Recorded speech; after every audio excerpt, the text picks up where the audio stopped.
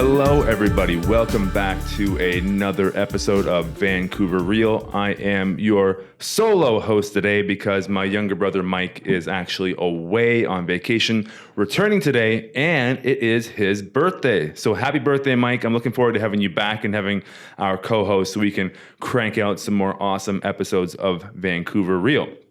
And as usual, we are recording out of Float House here at 70 West Cordova Street in Gastown, Vancouver, British Columbia, Canada. And if you've never heard of Float House before, go to the website, floathouse.ca, check it out. What we do is specialize in sensory deprivation or flotation tanks, as they're more commonly known as.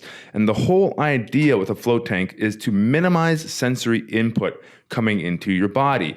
So with the lack of sensory input coming in, it really helps people focus inwardly.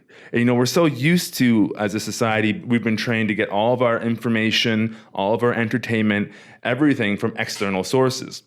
So it can be a bit challenging for people when they go in there and we're saying, okay, let's shut all that off.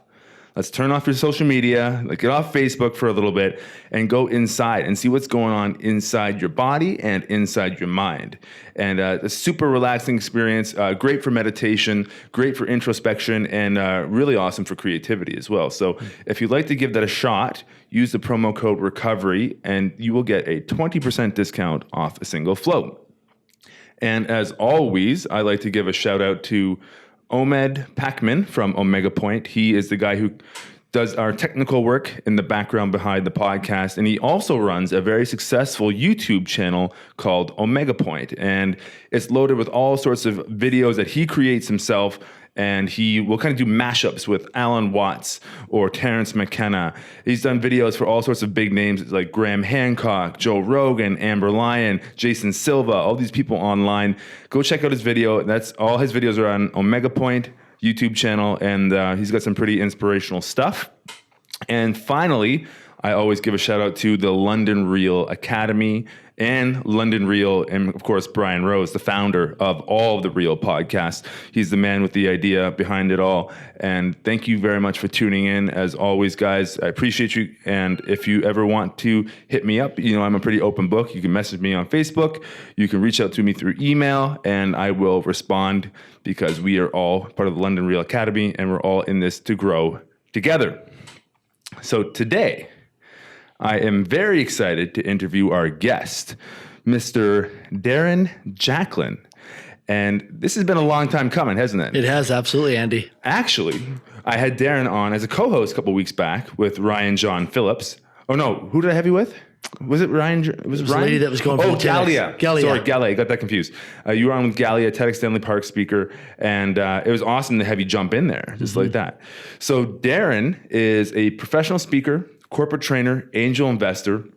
For 20 years, Darren Jacklin has traveled 4 continents and personally trained over 1 million people in over 45 countries.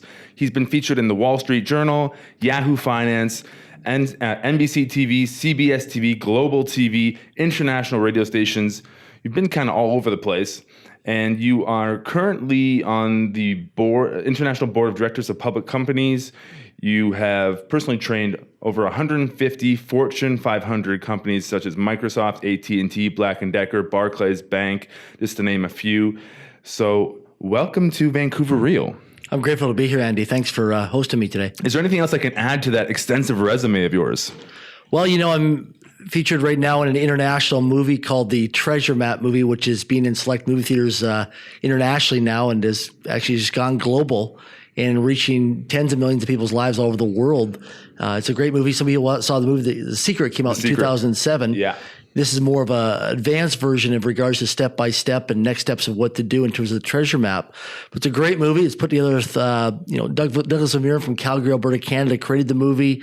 Dr. John DeMartini's in the movie. Raymond Aaron, nice. Laura Langmeyer, various different people. There's 8 of us in the movie. And I'm grateful to be in the movie to make a difference. And it's really reaching a lot of people all over the world. Amazing. Yeah. The Secret obviously was huge. So if that gets any traction, like The Secret, that thing's going to blow up, which is pretty exciting. Absolutely. So what's your main contribution to that movie? What are you going to be speaking about specifically? Maybe a little sneak peek. Yeah, absolutely. The biggest thing is the movie is about wealth, and wealth meaning well-being, financial wealth, health wealth.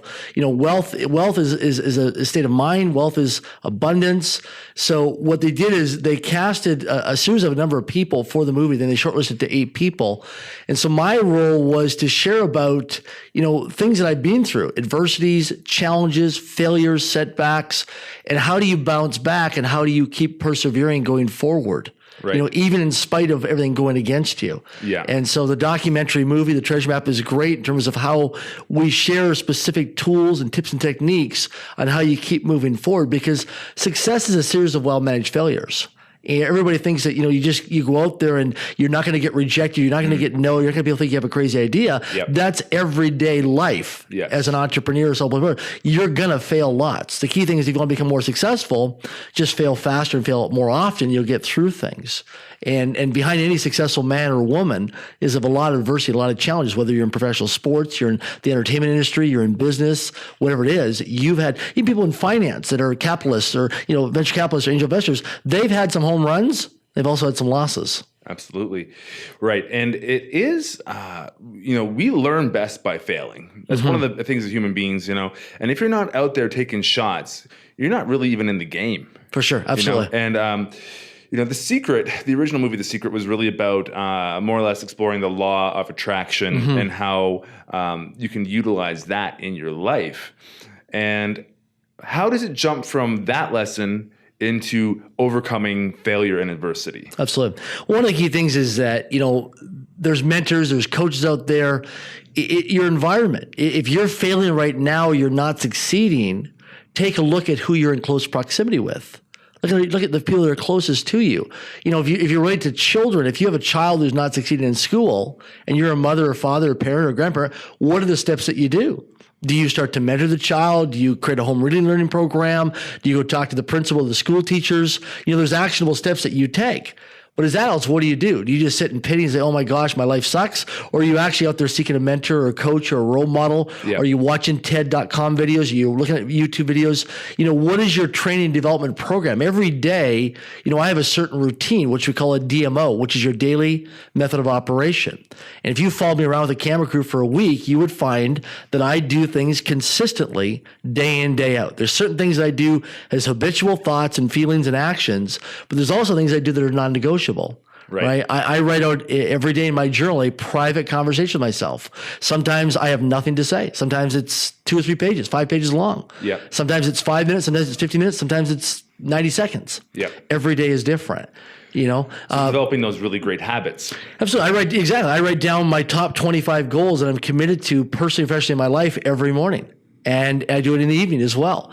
And whenever I have a setback or a challenge or I hit a wall or adversity, challenge, or failure, I then go back to, just like you restart a computer, I write down my goals so it represents myself to what am I committed to doing and where am I going.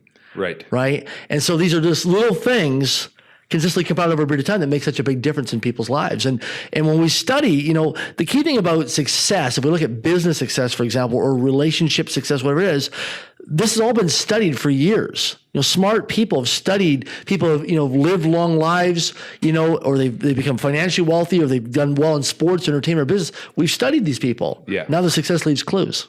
Definitely. And you're one of those guys that has really walked the walk. You are, correct me if I'm wrong, you're more or less self-taught. Yes, absolutely. Right. And you mentioned before how you really gained those street smarts and you've really spun that into a professional career. So why don't we get into a little bit about where you started off? Sure. And how you got to this amazing resume that you've built up for yourself. Sure. So I grew up in Swift Current, Saskatchewan, Canada, a small community of less than 20,000 people in population, Prairie Province in Canada. And mother and father, had an older brother, younger sister. And when I was 1 year of age, I had an older sister who died of a heart transplant failure at age 4. Oh man. Wow. And so it was unexpected. Yeah. And so my mother and father, definitely any parent would grieve over that. So I was 1 year of age when my sister passed away. My brother was 6 years of age. And so at a very young age, there was an energetic connection with my mother. When my mother died, of course, mother was going through a grieving process, or father was going through a grieving process. So when I was 1 year of age, there was a connection back then of something's not right, something's off in my little human brain at that young of an age. And so when I became 5 years of age, I was in elementary school, kindergarten, and I failed grade 1, public education. And then throughout my elementary school days, I was actually put into a special education program in school. I was put on a drug called Ritalin for a number of years when I was a kid growing up. And also I had very low self-esteem, very low self-confidence and self-worth. And what I did was I also had a learning disability and a reading disability. So I had everything against me. I grew up in a middle-income family, but I didn't come from a family where I was always praised and recognized. I remember being in grade 5 one day and I wrote a multiplication exam and I actually memorized the multiplication test beforehand. I don't know how I figured it out, but I just figured I could score really highly and I got 98%. When I came home from school that day, my mother was working in palliative care in a hospital in Swift Current, Saskatchewan, Canada. My dad, was an engineer. His background was engineering. So when my mom came home, she was very proud of me. She says, "Go ahead, why don't you put it on the refrigerator and show off the kids' work." And so I was very proud to get 98%. When my dad came home, being more methodical, more introverted, he looked at the piece of paper, analyzed it, handed it back to me, and said, "You missed it by 2%." And at that moment, Andy, wow, harsh. Yeah, at that moment, my mindset was, I'm not good enough. Yeah. And so I developed a belief system at a very young age, grade 5. So that was grade 1? Or? I was grade 5. Oh, grade 5. Gotcha. Yeah. Okay. Still in elementary school. Right. And so growing up throughout my life, I had a belief system and a story that I created in my head, in my mind, that I was not good enough. So no matter what I did, the school system showed me that I was not good enough. I had a learning disability, had a reading disability. I went to school with other kids with special needs. I was on a drug called Ritalin. Yeah. I didn't do homework. I didn't fit in school. I was socially awkward. Right. All this stuff. So Ritalin, that's the one, it's to calm people down? Correct. Yes, deal with hyperactivity. Yeah. Right. And that just goes to show you that in our education system, it's way easier just to go and throw a kid on a drug as opposed to say, hey, let's tailor what we're doing around to help this kid out, as opposed to just saying, he's hyperactive, put him on a medication and that's it. Yeah, absolutely. Right? And it's just too bad it's that way. I feel like there's a little more awareness around that these days, and I feel like that is brought to the attention of more and more teachers and parents and things like that. So they're less likely to do it today. However, it was so commonplace back then, right? For sure, yeah. I always grew up now looking back and reflecting on my life that I never had a learning disability. It was a teaching disability, right? I'm a very visual learner, very auditory, very kinesthetic. And, sometimes we'll hear labels in our society that people have ADHD. I look at it as attention developed to higher dimension. Yeah. Right? There you go. These children that are hyperactive or things like that, or don't conform to a public or private school system, they have things to teach us. Some kids are very creative. They're very imaginative. Some are geniuses. Absolutely. Some are geniuses. And again, it's like, just because they're staring off at the clouds in the window doesn't mean that they're not, that they're not intelligent, right? And maybe they're not paying attention to what you think they should learn. However, who knows what's going on in their mind, which we could, utilize or harness. Yes. If we actually just listen and said, hey, what's going on for you, little Johnny? What are you thinking about today, right? But, yeah, and the thing is today is we're taught, to conform to a public school system or private school system, get kids through the system, but not really understanding the personalities, the learning styles, their background, their environment, where they come from, and put them into that environment where it's more hands-on, more experiential. It's a lot of it what we call informative learning versus transformational learning or experiential learning. Right, exactly. So, it's the old school model of teacher in the front, all the students, in their desks. And, I have some pretty interesting ideas, and I've heard other people say this, not just myself, around the origins of like the public school system, how it came to be. A lot of them say it had to do with, it coincided with the Industrial Revolution, and a bunch of people put in the system essentially to train the next generation of workers. And that's what it came to be, right? And unfortunately for a student like yourself, or like many other people out there, I was not a great student until I went to university. Went to university, and all of a sudden when I got to choose what I was learning, lo and behold, my grades went up. Amazing, right? For sure. So you were a guy that started off with all these disadvantages. So how did you adapt? How did you change? Because so many people could easily fall through the cracks, and you've obviously not done that and picked yourself right up. So what's the difference?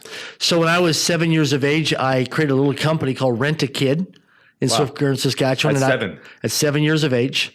And it formed an identity for me of love and connection. And I would go out into my neighborhood, my community, and cut grass, shovel sidewalks in the wintertime, deliver the Regina Leader Post newspaper 6 days a week. And I just became addicted to that. It was like a drug to me of recognition, of approval, of being validated that I was good enough, because in the school system I was failing. At home I didn't feel loved and connected. And so when I was out there doing something where I got a reward, whether it was financial, monetary, or I got a drink of lemonade, cutting somebody's grass that day or whatever it was, I got some payoff for it. I got a payoff. And that became, by the time I was 19 years of age, I was making money. I was out there serving people in my community, out of contribution, making a difference. And I just realized that growing up that, I was never going to be probably the smartest kid in school, in class. But I thought, man, if I could get really smart in business, I could always hire the smart kids. There you go. And that's what it is. I didn't have to be the smart kid in class. I could hire the smart kid in class. Why should I go to, get out of school and carry on student loan debt when I could hire somebody and create an opportunity or a business where they're going to stay there? So you developed that entrepreneurial mindset very early. Yeah, and I didn't have an environment. I didn't have an environment of family members that were entrepreneurs. So I was self-taught in a way that, I didn't take a class in school on entrepreneurship or sales or marketing negotiations. My parents were, worked in the government, right? Brother went on to become a police officer, which he is today, and my sister works with special needs kids. So to me, I was self-taught in a way that I knew that by the time I got to high school, and I was around the communities in Swift Current, Saskatchewan, I always saw people that I don't, and have you ever been somewhere where you see somebody maybe with their mother or their father, or you see somebody in a relationship and think, man, I want that. And I would see people doing things in their lives that I say, well, how can I create that in my life? How can I experience that? How can I live that? Right? And so to me, I always saw people that were doing it, people in the Rotary Club or Chamber of Commerce or women in business that were doing things. I thought, man, how can I do that? So you found inspiration. Absolutely, for sure. And I remember when I was, my early teens, I would end up at the public library. Go to the public library and going to the professional self-help section and getting audio cassette tapes and listening to Brian Tracy and Tony Robbins. And I remember when I was in my late teens, I met a gentleman named Leonard Pierce, and Leonard brought me into his home one day, and he says, just show up every day and I'll mentor you. Yeah. And every day I'd show up and we'd listen to an audio cassette tape of Personal Power 1 of Tony Robbins. And I'm grateful for these mentors and teachers who came into my life to show me these different things, because when the student's ready, the teachers appear. And at times I didn't know I was ready, but people saw that I was ready in their lives, and so they appeared into my life. Right. So who was some of the bigger influences in your life that got you to where you are? It's interesting you say that. Is from my life, it was actually a lot of private business leaders that I traveled with. So when I got into the professional speaking industry, I actually got in because I did a number of multiple suicide attempts in my life in my late teens, early 20s to end my life in Vernon, British Columbia, Canada, where I ended up moving to from Swift Current. And I actually ended up getting went to see a psychologist one day to deal with my self-esteem and insecurities and feeling not worthy and not good enough. And she recommended me to a Dale Carnegie training program. So I got into Dale Carnegie training, and there became some mentors and role models of professional people and business leaders in that community. Then I got introduced to Toastmasters International, which is a large public speaking organization that you're involved with. Yeah. And so I got involved with that, and those became role models. And then I started voluntarily speaking to Rotary clubs, Chamber of Commerce, women business groups. So I started to meet different men and women in different industries throughout the Okanagan Valley of British Columbia, then nationally, then internationally. And as I started to travel, I started to meet and started to level up. So a lot of my mentors and coaches weren't like, I listed Tony Robbins and Brian Tracy and Zig Ziglar and Dennis Waitley, and they influenced me, but they didn't give me the content in terms of me going in to become a world-class corporate trainer. Right. I would go in and I would see people that were running, manufacturing companies to financial services offices, and I would see real estate brokers and mortgage brokers, and I think, man, how does this man run 5 offices and have 400 licensed, real estate agents or mortgage brokers, and then have 3 kids at home and go to church on Sunday and maintain a life and do all this stuff? And so I became very curious, like an inspector, but also fascinated. And so I've had a chance now to work with a number of people globally. And from there, my mentors and role models, if I mention names to you, you wouldn't know these people. Right. Because these are people who just went out there and were just hustling and grinding their own businesses to become successful. Right. So they're not the big names like like you said, like the Tony Robbins types or things like that. People like that. However, they're people that are actually out there doing it. For sure. Yeah. I'd meet people who are building, have built a $10 million company or $100 million company. And I'm thinking, wow, how do you go from your kitchen table or your basement or your garage and go from there to building a $100 million company? Yeah. No, it's incredible, right? So you learned essentially through experience, through relationships. Yeah.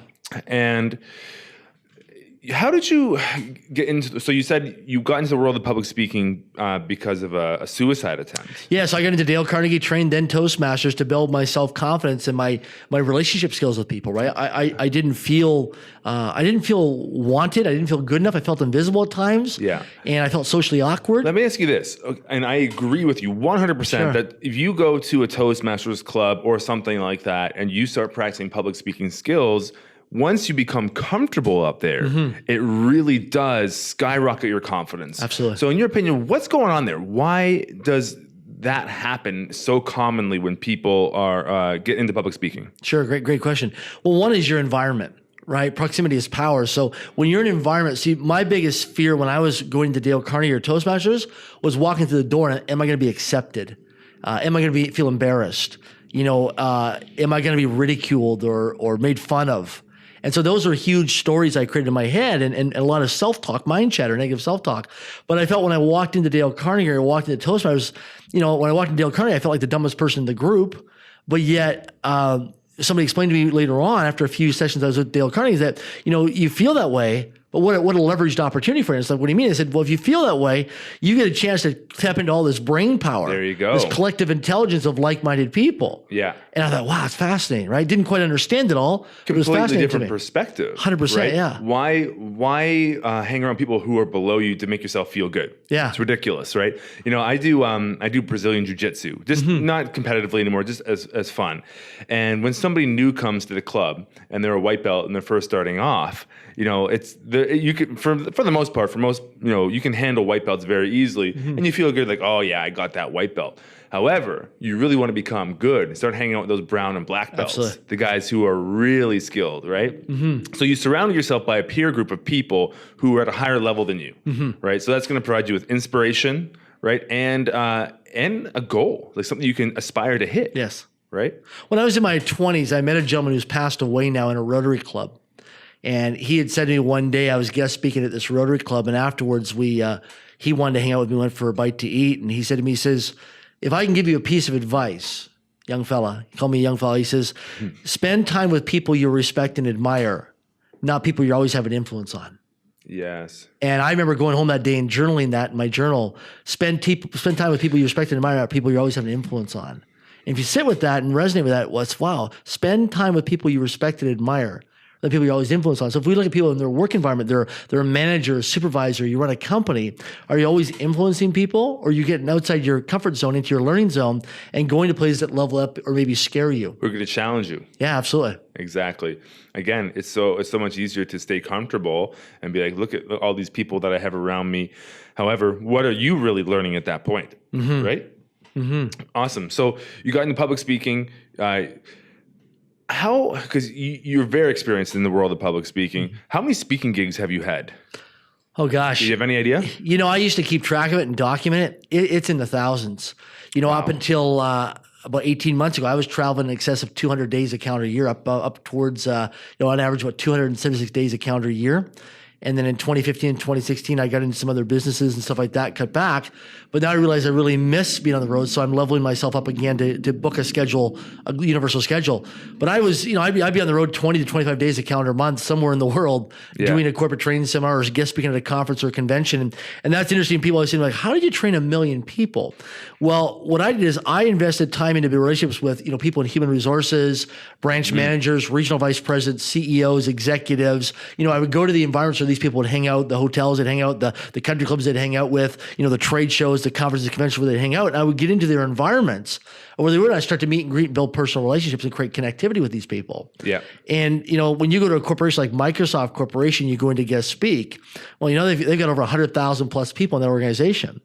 So, when you start training different departments and different regions and different places, you can get into the hundreds, if not thousands of people very quickly in 1 quarter of a calendar year of training and development of these people. So your influence will kind of virally spread through companies in a sense. Because they're going to pick up an idea and they're like, oh, that works really well. Sure. And it will get adopted by their staff. Yeah, but much different than a public environment. See, people in the corporate environment, they vote with their feet. Right? They're smart, educated people. They have big egos. They want to get things done. They have performance evaluations. They have to report to somebody. There's a sense of accountability and responsibility versus a public seminar. When you go to a public seminar, people will hang out for the whole day. You're dealing with executives, CEOs, boards of directors, shareholders of big publicly traded companies. They'll give you about 6 minutes. So they'll sit in their chair for 6 minutes and they think it's just a bunch of fluff or a bunch of rah-rah or kumbaya. They exit. They're gone. They don't waste any time and they don't apologize for it. And I'm grateful because whenever I go into training, I treat it like I'm playing in the World Series. This is game day. Yeah. We're going for the gold medal in the Olympics. And so I came in with a very strong focus and intensity, but also I'd done my homework. I did a lot of research, a lot of due diligence. I knew a lot about the company's organizations, and I know my audience. And that's what in the early stages of my career, I focused on content and getting my transparencies right on the the old overhead transparencies on the projector. Right. Now we use PowerPoint. But I started back in the days when we had the old whiteboards and flip charts and the overhead projector screens. Yeah. And I used to carry around extra light bulbs in my suitcase. Right. Yeah. So the thing is today is so many people that they get into public speaking, they say, well, I got to focus on my content and my PowerPoint side's got to be right. That all is important and you add that to the mix. But what's really important is know your audience.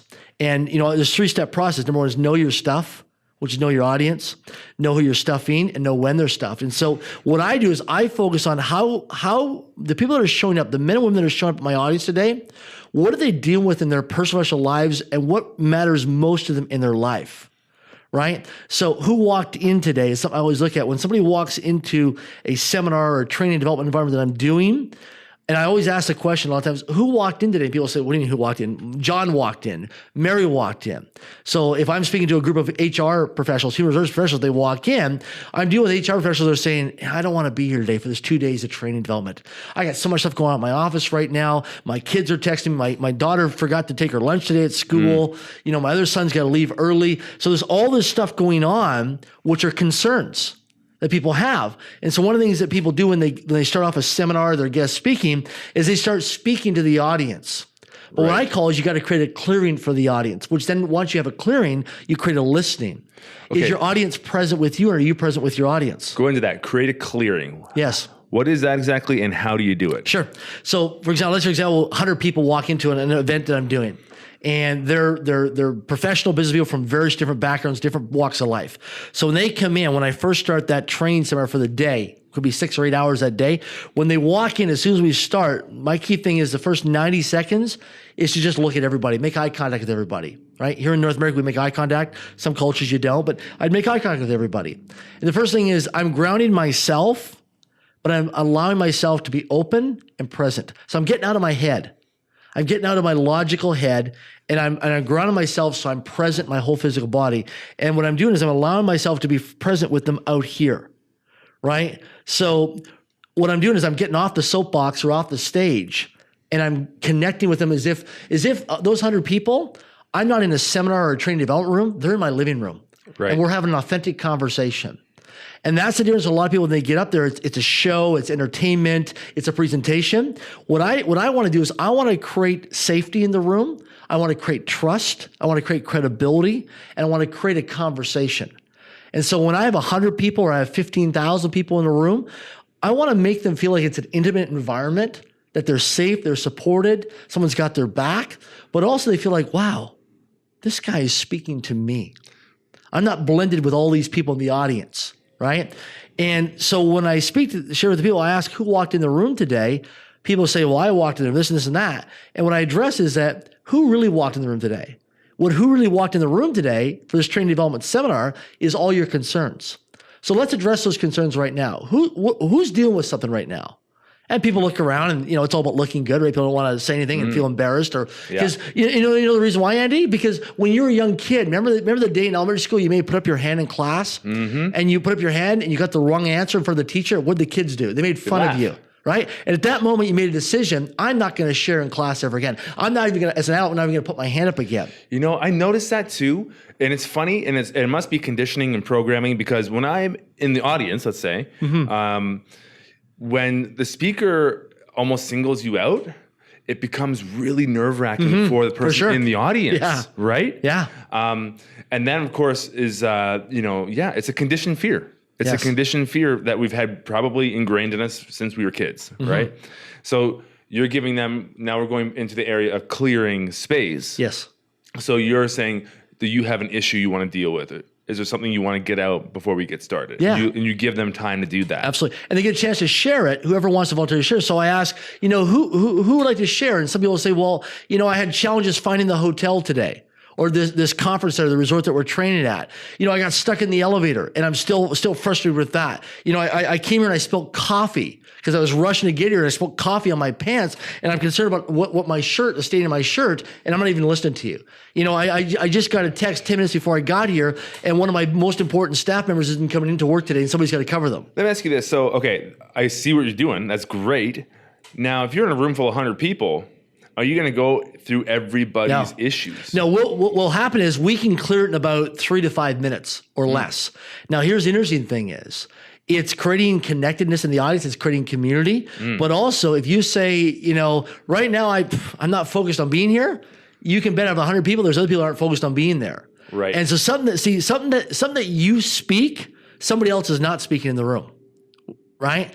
And so some people will laugh thinking, man, that's what I'm thinking. But all it is, it's creating a conversation where people feel like, wow, I can just relax here. Right. We all got busy lives. We had to do whatever we could to structure our lives to make our life work today. Yeah. But I'm here. So what you're saying is, even if they don't necessarily share something, you're creating a space where they feel comfortable, and now they're actually present in the room. Absolutely. Yeah. As opposed to thinking about 20 other things that's going on for them. Yeah, because the key thing is you got to get people out of their head and get them, what are people dealing with today in life, right? So when we go into guest speak and we're talking to somebody, even when you sit down in a sales presentation or you're sitting down with a friend, say, hey, how are things going? What have you been up to?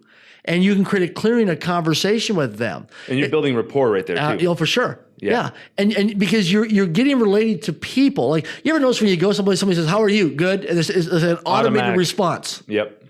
So what happens is most people, they're not present with people. We think we're present, but we've got we're trying to finish somebody else's sentences, or we're trying to talk when they're talking and we're already ready to finish their sentences. Or you're just thinking about the next thing that you want to say. Yes. Half the time.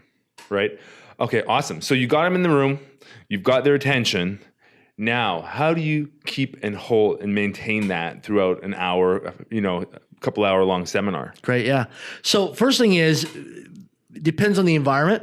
If it's a public seminar or private or corporate training seminar, I will know by doing my fact finding, my discovery beforehand, if it's an internal corporate training seminar, why people are showing up that day. I always say in corporate training seminars, there's two types of people. There's people who are prisoners, vacationers, and sponges. Yeah. The prisoners are people who are forced to be there by upper management, by human resources, by the union, by a supervisor, manager, or whoever they're reporting to. So they're the prisoner. They're coming there. So would they be the most closed usually? Yeah, they're closed off. They'll sit in the back. They come in like this with their body language. After a while, you train and develop. And I train people on this. You can start to see the nonverbal body language. They come in like this.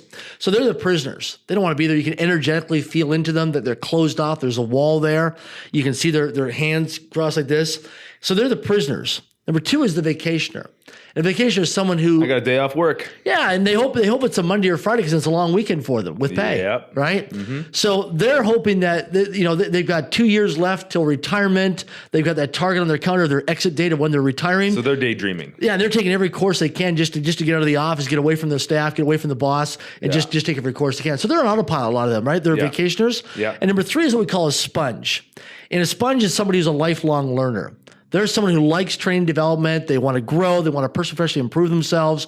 It could be in a corporate environment. They may have a home-based business. They might be in network marketing. They might be doing some online stuff. They might be involved in real estate or some investments, but they're looking to develop themselves. So the movers and the shakers. Yeah, absolutely. Yeah, the ones who are actually doing stuff. And they'll sit amongst usually in the front, first 3, 4, 5 rows, and sometimes they'll blend and sit wherever.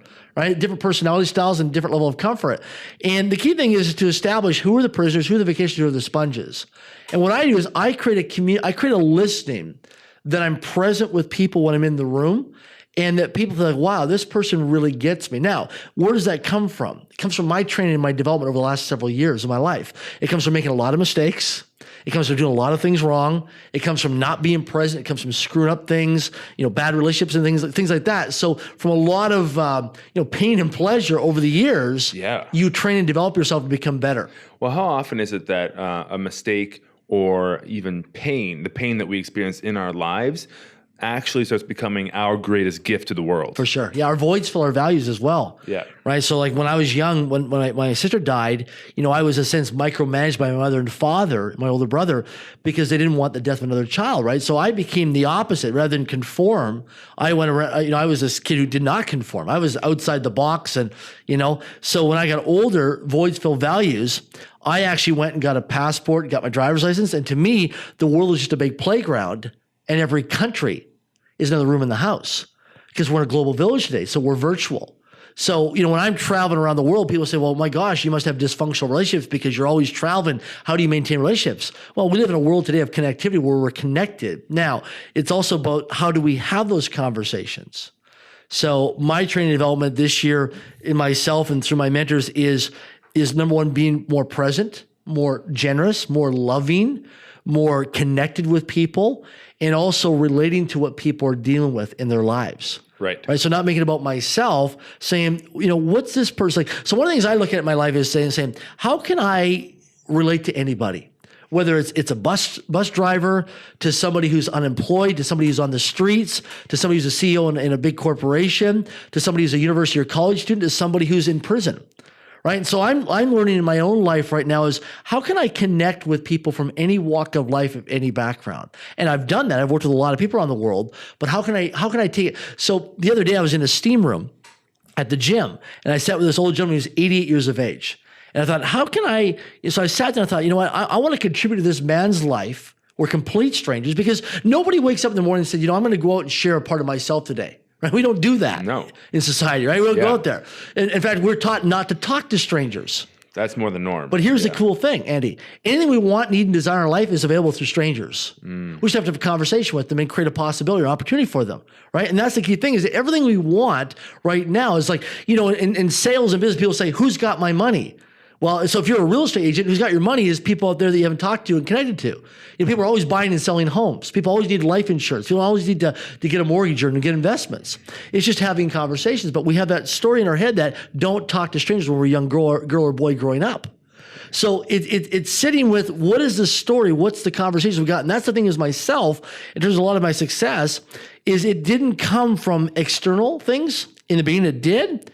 But it comes from me spending a lot of time by myself. Right. And learning to look at what's my values, what's my beliefs, what's my behaviors, what's my actions.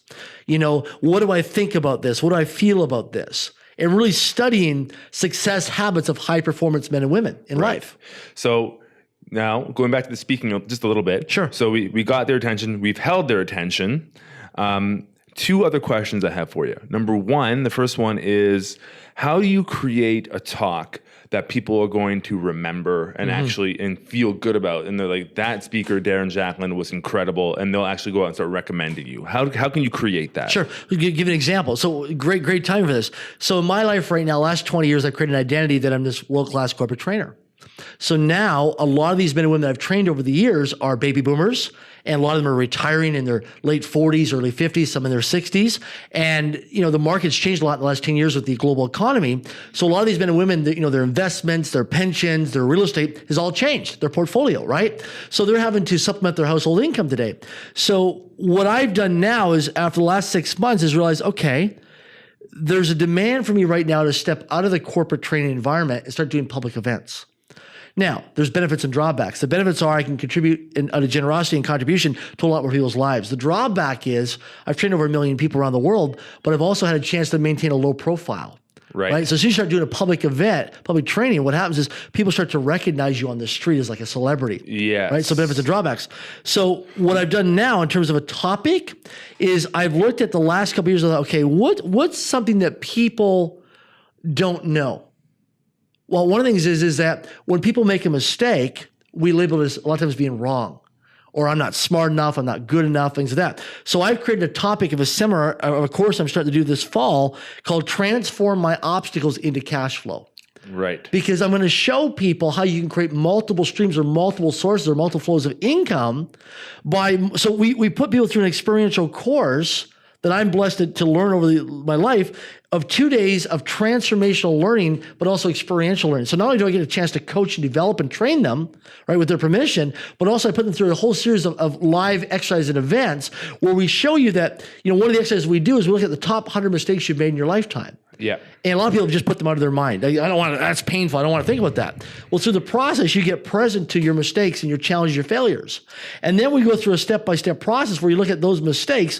Where's the gold in those mistakes? Where's the juice? Right. Because things that you may have screwed up on in your past are actually a blessing in disguise as an opportunity. For sure. You just don't see it. The key thing is the linear thinking says it's a mistake. The nonlinear thinking says, how do I turn an opportunity or probably a crisis into an opportunity? So one of the things is people say, Darren, I'd love to travel the world, but I don't have the money and I don't have the time, right? Time, money conversation. That's linear thinking. Where the nonlinear thinking says, how do I get paid to travel the world and do what I love and love what I do? See, there's a different mindset. Right. How do I get paid to travel the world and do what I love and love what I do? So you might be a parent, you're passionate about children, and you want to be an advocate for children's, dealing with children obesity, for example, overweight children. And you would love to travel around the world and lecture and speak at parent-teachers association groups and various things about how to educate children on a healthy, nutritious food or how to pack a great lunch at school. But you're thinking, man, I'm just trying to pay the bills. So I would train you, like on Transform My Obstacles into Cash Flow, is that where do you see the obstacles and how do you turn them into opportunities? Right. And so the mindset is we go from linear to nonlinear thinking. This is what the school system and college universities do not teach us. They don't teach it, right? Right. So basically you're saying in those seminars, you're going to, I guess, what's going to make it a memorable one for them is the fact that they're going to leave with something that they can take out and implement into their real life. The key thing is that I call it on the field, on the ice, on the court. So when people are in a course with me or a training development program, if you look at football in spring training camp, they're running through the tires. And I always show people on YouTube, there's great videos of different sports teams in football that run through the tires. Yep. So when people are in the courses with me, it's like you're running through the tires. It's spring training camp, right? You're up and down with your emotions, you're feeling things. There's times where people are in training with me where they're confronted, they're bumping up against things. I said, listen, if you're bumping up against things right now where you're confronted, right? Like where you're wanting to be resistant, that's where the training opportunity really comes in. Right. I sometimes I'll do training programs where people want to quit. And I said, that's where your training starts. Right. Because you have a fear of rejection. Yes. Or you have a fear of picking up the telephone. Yeah. Or sometimes we'll take people in the course and we'll have them go out in the street during a break and actually do an exercise with a complete stranger. Right. Well, now all of a sudden this voice from when you're 6 or 7 or 8 or 10 years old says, don't talk to strangers, comes up in your head and it wants to take you out. See, what I've learned in my life is to really look at what's going to take me out. And that's what I've really went to work on in terms of myself is when people become entrepreneurs or they're in a relationship or they're in some business, what's going to take you out? Is it going to pick up that phone that weighs 500 pounds? Is it going out to a networking event and prospecting or talking to somebody? Is it going out and doing a trade show? And all of a sudden someone goes up to you and says, hey, we'd love to stand up and speak and give away a couple door prizes. Like, I don't want to go up on stage and give away door prizes. Yeah. That's shameless self-promotion, right? Yeah. So it's all these things that's going to take somebody out. right? Right. Maybe for some people, getting up and going to a 7 a.m. breakfast, or someone saying, man, I would never go to a charity event. I'm not one of those people. Yeah. Right. So all these things. And so in training development, we look at what's going to take you out, what's going to keep you in, but what's also going to grow and develop and level you up. You know what? And this is such a huge gift to give to people, really. For sure. And one of the ones I can speak for myself was just getting into public speaking. Yes. It was one of the hardest things for me to do. It was so challenging. And now, I haven't had nearly the experience that you have had. However, when I go up there, it's one of the biggest thrills of my life, for sure. It's super empowering and it feels great, So it's really is. What is that? That public speaking for me was my Everest. It was my Everest. So what is that Everest for everybody else, right? And that's what you're kind of extracting from these people. Yeah, because it's interesting because human beings are incredible people. Right. When we really look at human beings, and I've been fortunate enough to be with people like in Uganda, East Africa, and all over African continent, people in villages, people in the cities, to people all over the world, many countries. So I've related to people from all walks of life. And at the end of the day, we're human beings. And it's interesting when people will say to me like, I'd love to start a business or I'd love to go on a trip, but I don't have the money. Yeah. What I've learned from my experience that human beings are extraordinary at getting creative and finding ways. If you have a child, for example, and you're thinking, man, I'm 10 days away from next paycheck, and my child's sick and I need medicine for my child. Mothers and fathers do extraordinary things. Oh, they'll make that happen. To make it happen, right? And so one of the things I train people on is how to make requests. So for every question that you don't ask, the answer is no. So one of your listeners that are listening today, one of the things they can do is an opportunity or an invitation is to go out this week for the next 7 days as a next step of actions and just start making requests for things. So if you go into a coffee shop, you're in a restaurant, you're in a hotel, just make a request for a complimentary dessert or a complimentary appetizer. Ask for 10% off. If you walk into a clothing store, ladies, and you're looking at buying clothes, say, what would it take to get 30% off today? A sale.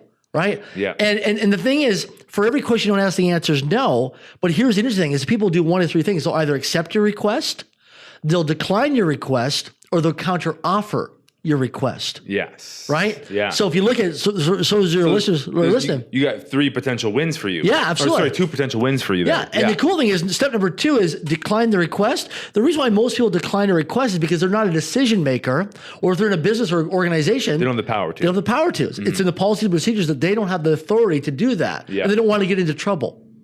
Yeah. So they have to decline the request. Yeah, and that's such a big one too. So many people are afraid to ask for what they want. What do you think that is? Where does that come from? Well, it comes from in our life is that number one is we don't want to look bad and looking good, but we're also taught don't toot our own horn, right? And the thing is that you have to be humble. Yeah, be a good little boy. And the thing is also too is as we get older, we've made mistakes. We've had failures, we've had setbacks, we've had challenges. So, I better not ask for anything anymore because it's probably going to show up like my past, right? I have a consistent pattern of whenever I want something, I never get to the finish line and get it created. Right.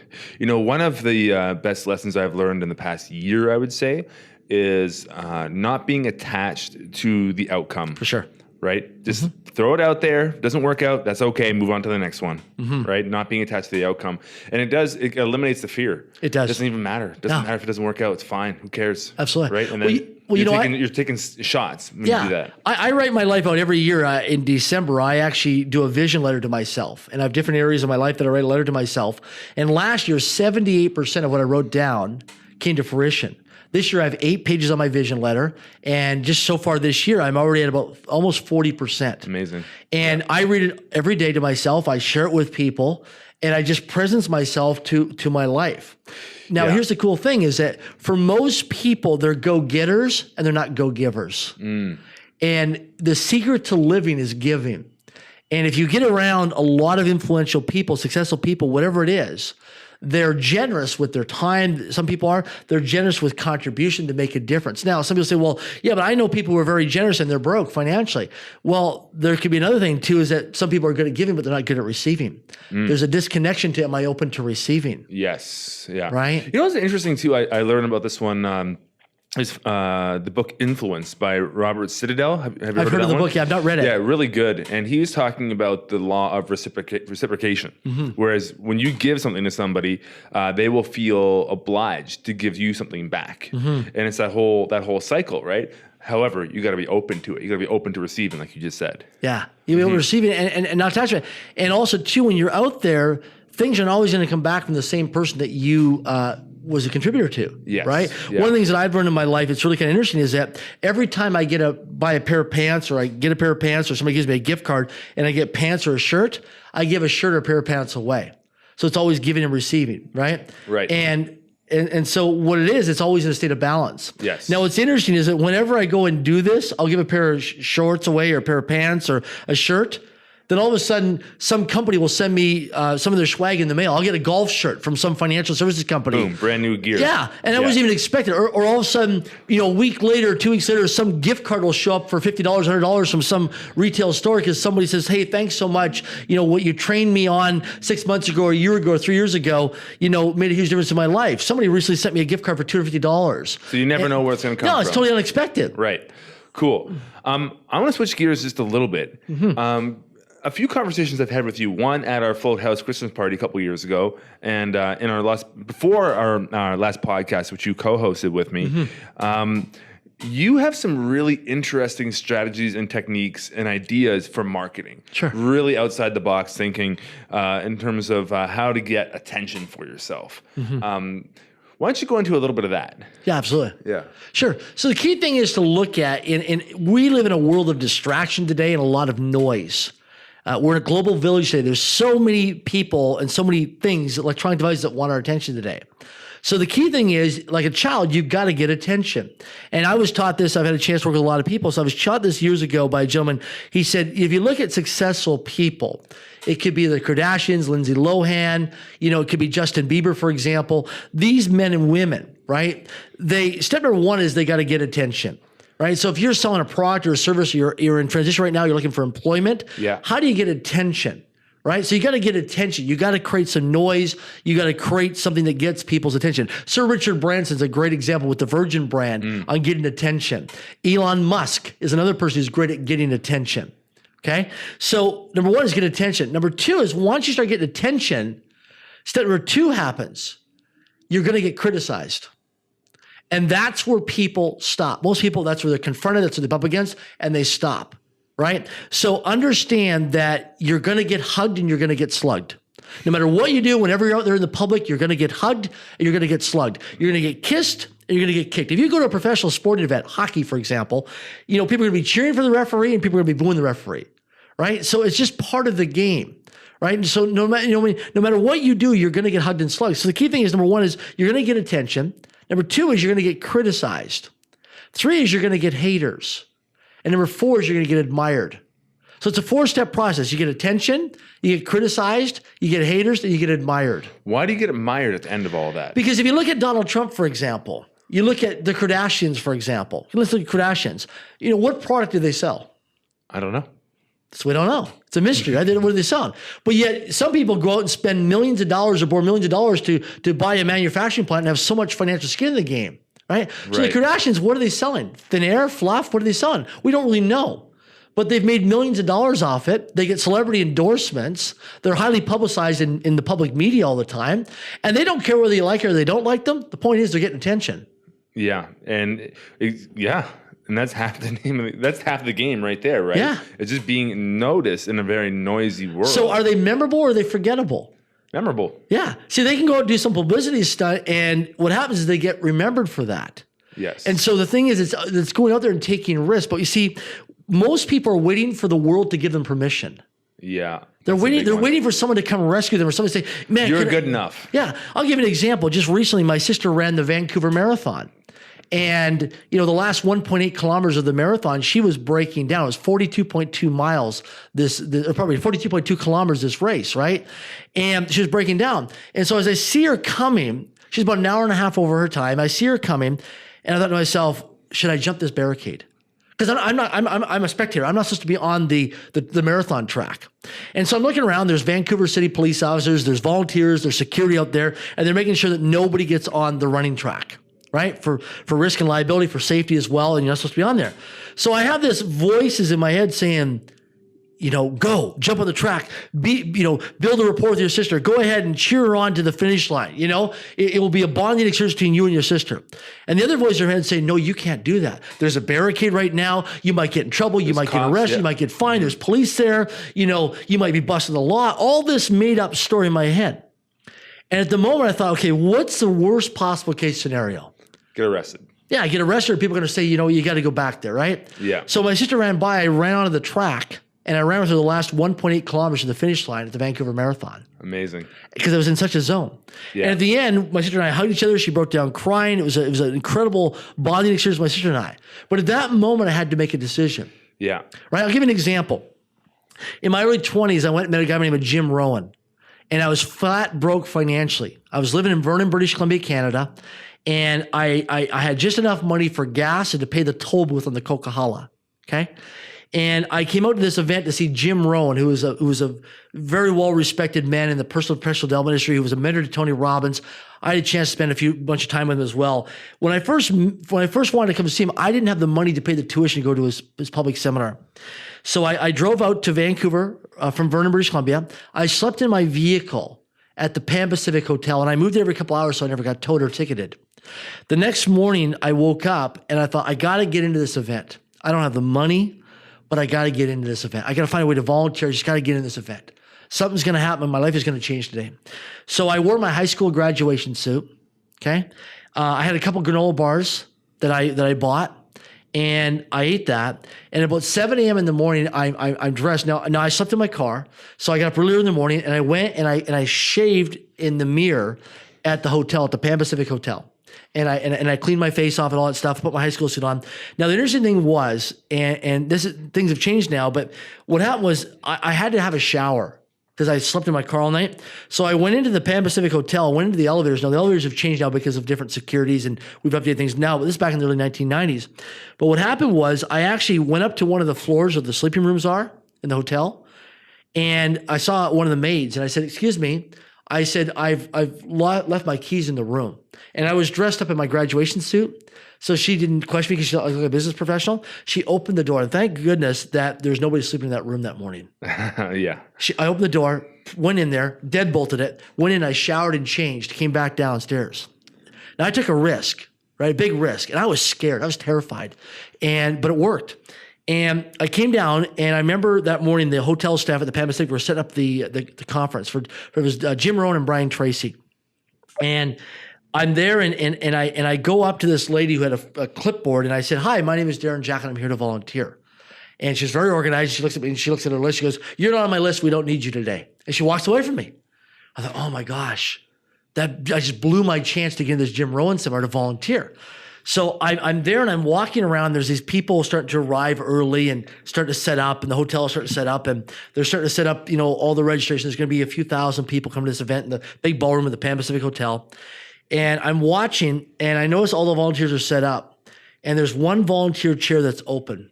And I think it was registration from A, B, and C was the last names of people that were coming in as attendees. And at that moment, Andy, I said, do I go for it or not? And I'm terrified. And I thought, you just got to do it. And I look around, there's no surveillance cameras. And I thought, okay, what's worst case scenario? You know what? They'll call the police, or I'll get kicked out of this facility. So I go up there and I sit down, I put my head down, and I just start registering people into the Jim Rohn and Brian Tracy seminar. Terrified. The lady beside me, I have a little bit of low of time, nobody's at my table. And the lady says to me, she says, "Oh, where are you from?" I said, "I'm from Vernon, British Columbia." She goes, "Oh, it's so good to have you come out here." She says, "Do you volunteer for these events often?" I said, "This is my first time." She goes, "Oh, do you have your seat yet?" And I said, "No." She says, "Well, you better get in there before all the seats fill up." So I look, and I see this guy opening and closing the doors. And I'm thinking, this guy sees me when the woman rejected me that had the clipboard. He's the gatekeeper. Am I going to get past him? And I walk in, and he looks at me. And it was that moment where he either opens the door or he doesn't. And Andy, for some reason, he opened the door, and I walked in. Awesome. And I ran up to the front row center. And I put my notepad down there. And I said, today I'm going to make a declaration. Today is going to change my life. And I remember sitting there for a few minutes, and I felt emotional, thinking, wow, someday I want to be able to financially afford to ever be able to pay to park here, to have a breakfast, lunch, or dinner here and be able to pay for it, and just to be able to eat off the menu, and maybe someday, hopefully in my lifetime, to be able to stay here someday. And that day, we're at a break, and this lady comes up to me. She's a realtor from Penticton. And she said to me, she says, you have a lot of enthusiasm. Because I was scared. To me, it was a life or death being in that room. I wanted to make a difference in my life and change my life. And I thought, today I'm going to be, I'm going to learn some things that these people are doing. And the lady says, I'd like to invite you out for lunch today. And I said, I really appreciate that. But I said, I've already have another commitment. My commitment was I had to go move my car. And the commitment was I had no money. And I wasn't going to go up into the hotel and the bill comes, I can't pay the bill. It was a lack of integrity for me. And I said to her, so I declined it. And later on, I went up to her and I said, you know what? I need to be straight with you. I said, I brushed you off earlier that I had another commitment. I'm flat broke financially right now. I don't have money to pay for parking. I don't have money to pay to get into this program today. I have no money for lunch. And she said, you know what? Thank you for being honest with me. I want to take you for lunch regardless. And that was a defining moment in my life, that I was so scared, but I showed up anyways. I was still committed. Right? And in life, there's going to be doors that will open that we're going to be scared and we're going to be fearful. And we're like, oh my gosh, what do I do? I might be embarrassed. I might be uncomfortable. I might be humiliated. But you got to look at in your life is that it's those moments that you've got to take. I remember one time years ago where I was pitching Barclays Bank in London, England to go in and do corporate training. I was living in Kelowna, British Columbia, Canada. And we were going back and forth on the fax machine. And I knew based on my correspondence with this guy that he was more of a person-to-person kind of a personality. You like to meet people face-to-face. Here I'm in Kelowna, British Columbia, Canada. This guy's in London, England with Barclays Bank. I phoned up a friend of mine. And I said, I need your help. He goes, what? I said, I need to get to London, England. He says, okay, we'll go. I said, I don't have the money. He said, well, put it on a credit. I said, my credit card's maxed out. I put it on all these hotels. I'm running around. It's not going to work. He said, well, I'll lend you the money, but you got to pay me back. I said, no problem. So he puts on the credit card. I faxed the guy in London and I said, I'd like to meet with you. He says, I can only give you 15 minutes. So I get an Air Canada plane ticket from Kelowna, British Columbia to Vancouver to London, England, London Heathrow Airport. The guy agrees to give me a 15-minute in-person meeting one-on-one at a Starbucks coffee shop. So I fly with no guarantee. Terrified. Yeah. Pack my clothes up. I go from Kelowna to Vancouver to London, England in my high school graduation suit because that's all I could afford. Yeah. Okay. But I wanted to become a professional speaker. And I got a taxi cab from London Airport to the Starbucks. Ended up being a 22-minute meeting. I left, went back, jumped on my flight, and came back. So about 20 hours of round trip travel. Came back terrified. No more communication with this guy for 6 months. He just broke off communication with me. But 6 months later, he reached out to me by fax, and he said, we want to bring you in as a corporate trainer. And they paid me $10,000 to come in and train him. Wow. And awesome. I was terrified because number one is I didn't know how it was going to work. I didn't know I was going to pay back the $1,900 for the airfare and all this stuff that happened. But my training development, my growth from that experience of just calling up a friend and saying, I need your help. I need you to be on my team. I need you to be an investor in me. I need you to believe in me. I need you to have my back. I got to pull this off. I got to make this work. And then to go from Kelowna to Vancouver and then Vancouver to London, England to have a 15-minute meeting. Not much you can accomplish in 15 minutes and then fly back. So 2 different continents, traveling 20 hours round trip travel do this. For a 20-minute meeting. Yeah. And yet sometimes you'll see people that won't even drive 30 minutes to have a meeting with a decision maker or somebody of influence. So that's the difference. And that's the difference. And so when you look at the hustle, you look at what are people when they're committed, what are they going to bump up against? What's going to be the resistance? I had many things, Andy, that would have taken me out. I could have came up with many things to take me out from ever even phone up my buddy to ask for him to loan me the money on the credit card. No, he's going to say no to me and I'll look stupid and I don't have the money and all this mind chatter stuff. And then going there and saying, wow, what am I going to say to this guy? I had this story running in my head. I'm not good enough. This guy works at Barclays Bank. He's probably some financial guy, right? Big guy. He's a big decision maker. Who am I? And so I had all these stories running in my head, but I still took action regardless because successful people have doubt. Successful people have fear. Successful people have worry. They have uncertainty. But the difference is in training and development is to act in spite of fear, to act in spite of worry, to act in spite of undifficult, challenging situations. There's a lot of times where I'm scared, but I still take action regardless of being scared. Let me ask you this then. You got to that point and you've learned these lessons throughout your life that have changed how you go after things, right? Mm-hmm. Now, what makes you so motivated to to continue doing what we're doing and also share these gifts that you've learned through your own experience? Why do you want to do it? Why do you do the training seminars and all of that? It's interesting you say that, because to me, a lot of it has to do with that loving connection is a big thing, to connect with people, that to never give up on people, because I was labeled most likely not to ever succeed. I was told I'd never go far in my life, never amount to much, never do much. And when I speak in audiences, you never know who that diamond in the rough is going to be. You never know that person who's contemplating suicide right now. You never know that person who's going bankrupt. You never know that person right now that's going to sign $1 million deal. You never know that person in the room that has an idea that just needs to formulate the idea, percolate the idea, get the idea out into action on the court, that can create jobs, that can eradicate a disease. And so I'm driven by contribution. I would say I'm driven also by a sense of to make a difference and give back. And also too that, I'm grateful for a woman named Sue Urquhart in Vernon, British Columbia.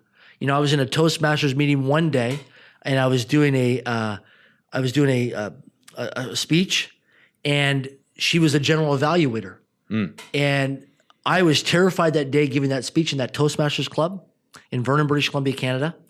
And when she was doing the general evaluation, she said, I just want to diverse from it. She goes, I believe that we have a chance in this club to mentor and train Darren Jacklin to become a world-class professional speaker. And at that moment, I had a realization that people believe more in me than I believe in myself. And if it wasn't for Sue Urquhart that day, I don't think I ever would have become a professional speaker. Right. So it took somebody painting a bigger picture than you could paint for yourself to really help you get over that. For sure. And that woman, Sue Urquhart, I called her last year, and I said, I want to acknowledge you because of your stand for me and not stepping over it. Because she, I get emotional because she could have stepped over it. Yeah. Right? She could have said, great speech, and moved on. But she saw a door. She saw an opening to mentor, to influence, to coach me, to say some words of wisdom to me. And at that moment, my life altered and changed. Right. And I phoned her up a year ago to say, I want to thank you because of what you said to me and not stepping over, but you took a stand. You have my back for my life. Because of what you did, you've now allowed me to have influence on over 1 million people in live events over the last 20 years. Yeah. And through media and blogs and social media, all that stuff, over 100 million people in the last 20 years. And I said, because that one turning point. So when I'm in a room and I'm present with people, I never know what's going to happen. When I look at transform my obstacles into cash flow as a course, who's to say that we take somebody in that course, train them and develop them, they come up with an idea that ends up making millions of dollars in a company, and in 5 or 10 years from now, they write a check for $1 million to a foundation or a humanitarian or philanthropy cause. Right. So what you're kind of saying is you never know if you touch somebody's life and you alter it in some direction, you never know what the ripple effect is going to be from that. Yeah. Right. So essentially that's your contribution, your gift to the world. Yeah. Yeah. I'm driven by contribution. And there's a book called The 5 Love Languages by Dr. Gary Chapman. And my number one love language is acts of service. And the thing is that, I know what it's like to struggle. I know what it's like to not be able to pay my rent on time in the past. I know what it's like to be on welfare because I was on welfare for a few months in my 20s. I was homeless on the streets. I know what it's like to get mass amounts of rejection. I know what it's like to get thrown out of an office. I know what it's like to get people that will avoid you. And who are you? And, it's interesting because in the beginning, when people have an idea and they want to go into business for themselves and become an entrepreneur, people are going to call you crazy. And then over a period of time, they're going to call you lucky. And to me, luck is just preparation meeting opportunity. And then when you become really successful, then they'll call you a crook. Right? Because they see, but they don't see the 10 or 20,000 hours behind the scenes. Nope. People see me in front of our audience now and they think, oh my gosh, you're so polished, you're so good at it. But they don't see me back in the 1990s going into Polson Park in Vernon, British Columbia and getting up really early in the morning and standing on the Polson Park stage at the band shell there and speaking to the trees and practicing. They don't see the many nights that I would do mirror work in my hotel room or at home, stand in front of a mirror, practicing over and over and over again. They don't see the many nights of being in my living room, my house, practicing over and over and over again. And now where I'm at now is, I've been a human doing machine the last 20 years. So I was doing, I was having, and then I was being. And now here in 2016, my training development for my own life is being, having, and then the doing. Right. So I'm changing to now who I'm being versus before I was never present to who I was being. I was always doing. Let me ask you this. How do you want to be remembered? Someone who made a difference in the lives of other people. Someone who never gave up on people. I've actually already written out my obituary in my master plan for my life. And one of the things I wrote down was how to be remembered was knowing that, he gave it his all, and that he played full out in life, that he was somebody who touched and moved a lot of people around the world and made a difference in people's lives.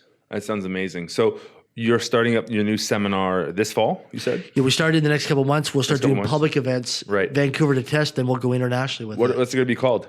So the course will be Transform My Obstacles into Cash Flow. Right. And the reason why is because people have a lot of money challenges. And what it is, I learned that we don't have money problems in life. We have thinking problems. There's no lack of money. It's how we use our mindset in terms of linear and nonlinear thinking. But it's training development. And I've been grateful in my life to have a great laboratory of a lot of people I had a chance to work with. I've had a chance to work with 13 different billionaires, a lot of multimillionaires, millionaires, and a lot of people from all walks of life, from people who are just starting off in life, people who are upside down. But the cool thing is we can create a community that where somebody has an idea, could be for a startup company, it could they want to earn money. It could be a young kid who says, I want to pay for my own college, university tuition growing up. So it's not about the money. The money's a byproduct. It's how we can impact humanity, right. How we can make a contribution to people's lives. Gotcha. To be in a situation where maybe somebody can write a check for $10,000 or $100,000, right? Because when you learn how to transform obstacles into opportunities or transform obstacles into cash flow opportunities, you can alter the course of your life. Things change. Right. But you need to have the training development on how to do that and the right mindset, focus, and the discipline. And then what are the action steps to make things happen and move things forward? Amazing. So how can people that are listening today get in touch with you, follow your social media? Sure. Where can they find you online? Yeah, they can check out DarrenJacklin.com. It's www.DARREN. Yep. JACKLIN.com, DarrenJacklin.com. You can also check me out on Facebook under Darren Jacklin. And under Twitter, it's under Mega Manifester on Twitter, and on LinkedIn under Darren Jacklin as well. And if you want to attend any of the events, just contact me through social media or through DarrenJacklin.com, and we'll reach out to you and give you updates on the events that we'll be doing in Vancouver and internationally. Well, that's amazing, Derek. And I got to say, every time I sit down with you, every conversation I have with you, you're always just giving. You're giving information, and every time I sit down, I become more intrigued to learn from you. Mm-hmm. And I think that from your experience and where you're going to have nothing but success in your new venture with your with the seminars and the masterminds, everything that you're coming up with, because you just have so much to give, and I really appreciate it, and I really appreciate your time today. Sure, absolutely. So thank you very much for joining us. Anything else you want to put out there?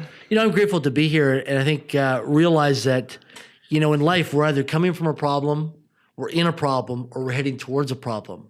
And that no matter where you are right now in your life is where you need to be. That nothing's ever in your way, it's on your way.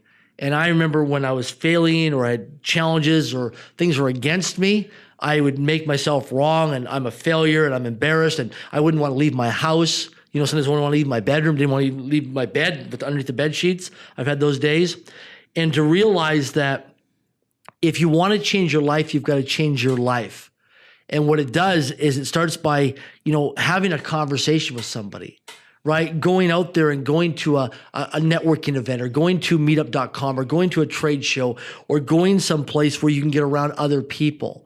And if you're in sales, you're in business right now and you've got to make business calls, change up your environment. Rather than be at the Starbucks, go to a Four Seasons or a Fairmont hotel. Go to a nicer place. Go to a beach or go to someplace where it inspires you. If you're an artist and you're stuck in terms of your creativity and imagination, go to an art gallery and walk around the art gallery and just be immersed in that environment. Yeah. And the key thing is that no matter where you're at in your life right now, realize that life is peaks and valleys, and that you will learn and maybe not right now where you're at, but you'll learn a lot. One quick thing is that last year I hit my glass ceiling. I had peaked out in my life. In 2015, I'd peaked out. And I went and got into action around some mentors in my life. And I said, I'd hit my glass ceiling. And one of my mentors said to me, he says, great, we're going to take your glass ceiling and now make it your floor. And that was a defining moment in my life. Right. Right. And so one thing I leave with the audience with today is that here's how you know when you're leveling up. Because in life, we want to level up. People want to level up. It's progress. It's growth and development. Right. One of the things that I do is I have a gratitude jar.